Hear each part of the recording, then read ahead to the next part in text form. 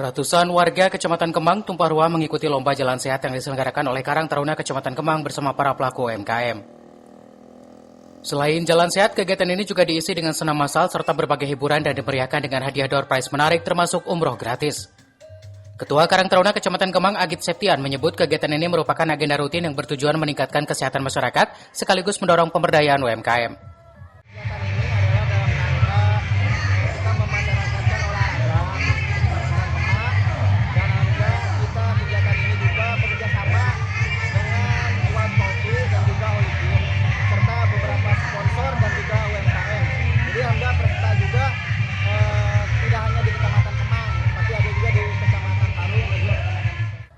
Sementara itu, anggota DPRD Kabupaten Bogor Dapil 6 Sugara mengapresiasi kegiatan yang diinisiasi oleh Karang Taruna tersebut.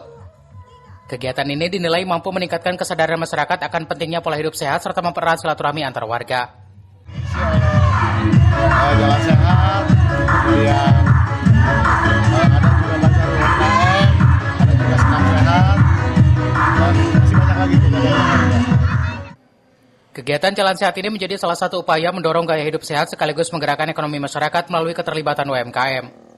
Melalui kegiatan ini diharapkan sinergi antara pemuda, pemerintah, dan pelaku usaha dapat terus terjaga dalam membangun masyarakat yang sehat dan produktif. Dari Kemang, Kabupaten Bogor, Suhanda Abriji melaporkan.